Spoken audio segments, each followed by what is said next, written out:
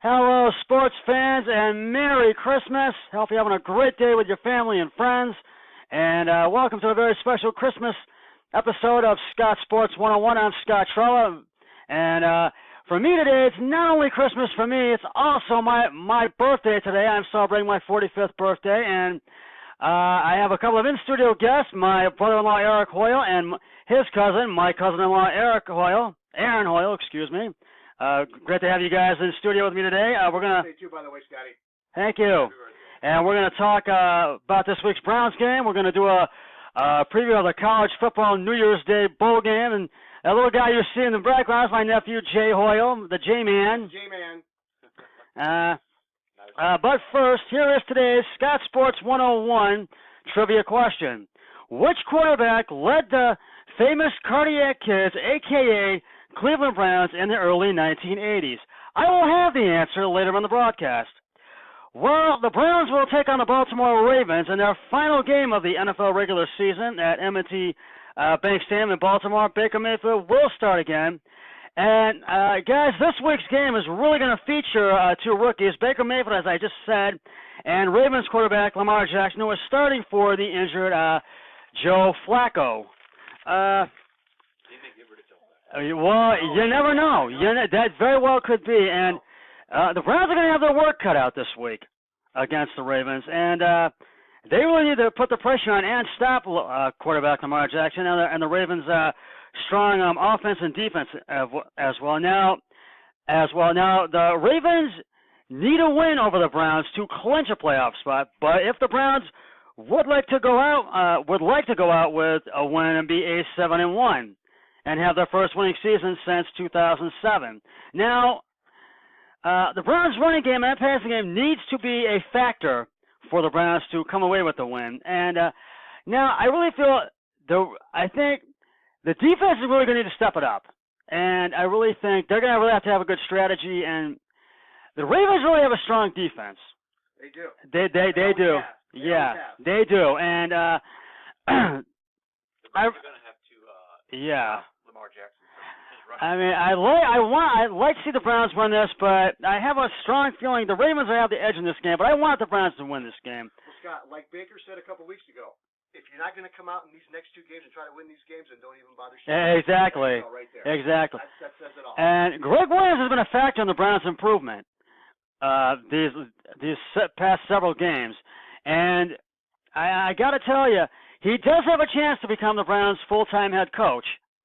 So at least he's going to get yeah. I mean, how can you not exactly. What he's done so far? And the game was originally scheduled for 1 p.m., but has been switched to a late game, 4:25 p.m. And a lot of say that's like a fixed time slot, but we're going to see. And a lot of these games this week are going to set up the wild card spots in the playoffs. And I think my prediction is the Browns beat the Ravens. Yes, I really think that. Yes. And I mean, the Browns are still in the hunt, a little bit in the hunt, but I don't think they're in the hunt as much. Well, I'll tell you what, that 4:30 time slot for this Sunday, Scott, you know what that means? Yeah. That means the Browns are on their way to prime time, baby. Exactly. And I think we're going to be back on Monday Night Football next year and have a Sunday night game besides a Thursday night game next year. I heard 3. I heard at least 3 next year. Either at least one Monday night and one Sunday night game. And I think that the Browns have never had a Sunday night. I don't think they ever have either. I think they have. When they came back in '99, I think they did. That was their comeback, their premier game at the stadium, the new stadium that we have now. Well, and they did 43-0. Yeah, so that doesn't count. That doesn't count. Now, we've gone through a lot of change. This is basically the first season where we've been at 500, 7-1, because we had a lot of time. But we've gone through a lot of bad seasons since '99, since we came back in '99. A lot of quarterbacks that have been a bust since '99. I got a good stat for you here. I just heard a couple weeks ago. I think now Baker's got like 24 touchdowns. Yes. A couple weeks ago, he only had 20. Now think about this. Baker Mayfield hasn't even played a full season, and he has already 20 touchdowns. Exactly. If you took, I was telling you, Baker Mayfield is the real deal. He is. If you took the last 10 Browns quarterbacks and added up all their touchdown passes, I bet it wouldn't even equal up to 24. Exactly. That's how real bad. Ernest Biner, who played for the Browns back in the 80s and early 90s, he made an appearance on 92.3 The Fan on Bull and the Fox the other day. Yeah, I heard that. And he's come to be he's been able to be humble and really hold the fact that he had a pass that could potentially been the Browns' winning touchdown in the AFC Championship game to have the Browns be on the brink of their Super Bowl dreams, but Denver got in the way then, and he's been able to come to terms and grips with that, and he had apologized for that those 3 times that had happened. Yeah, I heard. And I think he's been able to be humble and really come to grips with that. And I'll tell you something else. He's a big Clevelander now. I mean, he is. The Cavaliers 2016. He was. He was. As was I. I was there as well. Yes, he is. All these years. I mean, I love him. I mean, yes. That whole thing about him, fumbling that ball. I mean, it's horrible, but look at all the great stuff that he did. Yes, he did. He really did. That crap happened. I know it was horrible timing, but I mean, I love him, man. Yes, I love both those guys, Mack and Biner. Exactly. The last 2 guys to have 1,000 yards. Yes, that's enough. Have 1,000 yards each. Yep. Well, we're going to get back to talking about this in just a sec, but right now, because we're going to shift gears and after we talk about the Browns, but right now, here's the answer to today's Scott Sports 101 trivia question. Which quarterback let the famous cardiac kids, a.k.a. Cleveland Browns, in the early 1980s? Either one of you guys want to take a crack at it before I reveal it? I think I got it. Aaron's older than I am, so we should. Yeah, I'm older than okay. him. I've got more knowledge, more wisdom. Yeah.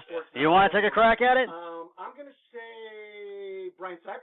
If you're correct. If my subscribers out there and everybody watching out there, if you said Brian Sipe, you're correct. Sipe was famous for leading the Browns to many thrilling last-minute comebacks. He is also infamous for Red Light 88, a play late in the 1981 AFC Championship game against the Raiders, in which he threw an interception in Raiders territory to seal the game for the Los Angeles Raiders, who were called that are now known as the Oakland Raiders. Now I have another trivia question on my next broadcast, so stay tuned for that. But getting back to the Browns game and this upcoming game, this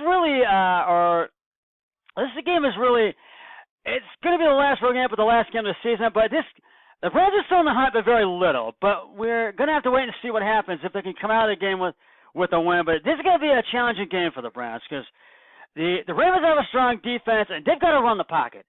The Browns got to run the pocket in this game, and they've got to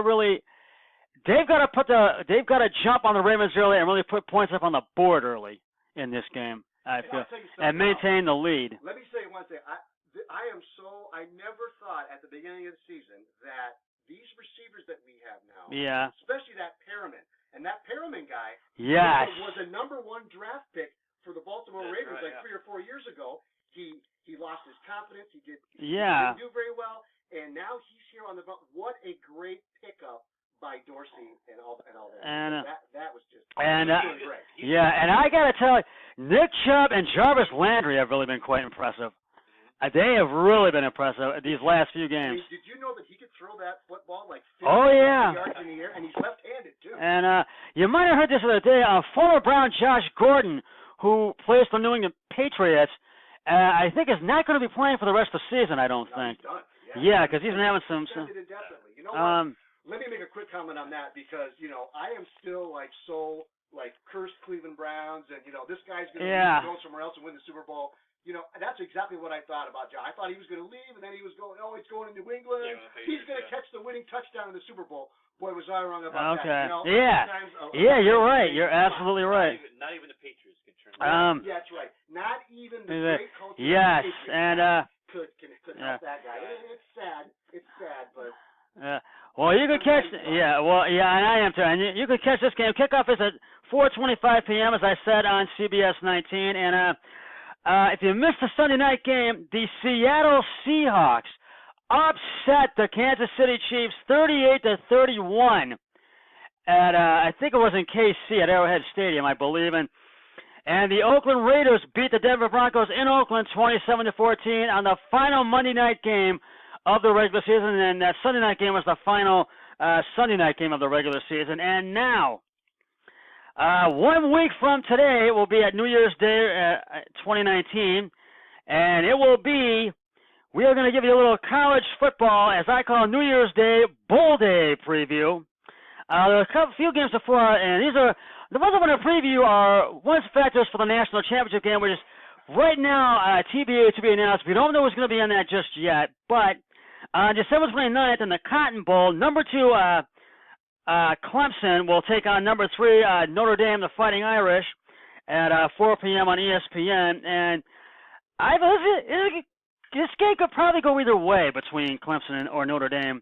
But I think Notre Dame's going to have the edge in this one. I don't. They're big underdogs. Yeah, they are big underdogs, but 14 points. But yeah. They had like 3 guys are missing the game because they broke yeah. rules or something, so not going to play. 3 starters.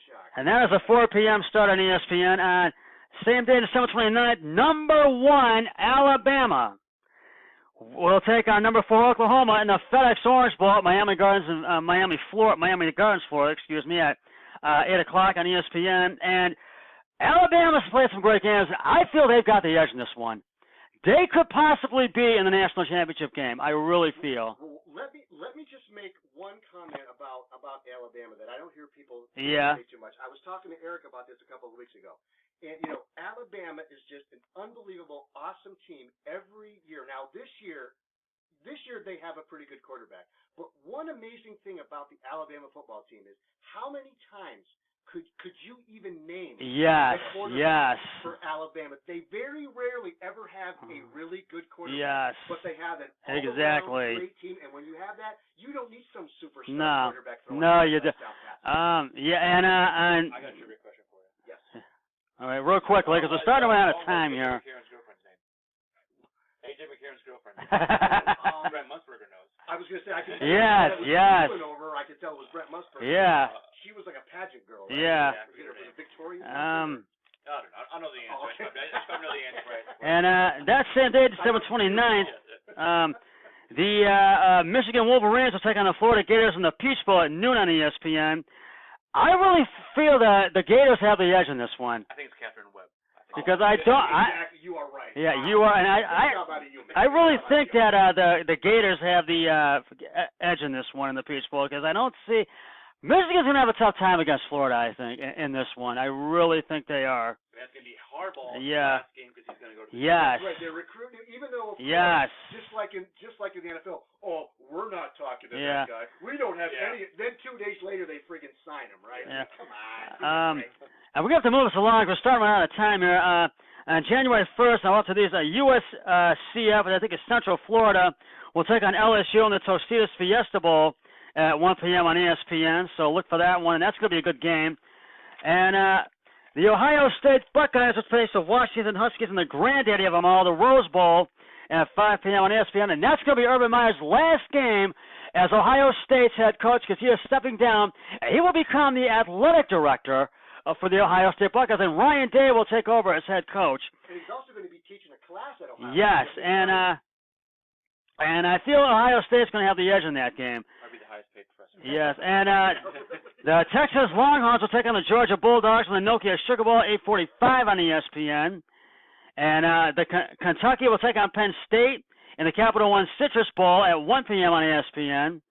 And Mississippi State will take on Iowa in the Outback Bowl, and that's at 12 noon on ESPN Deuce, ESPN2.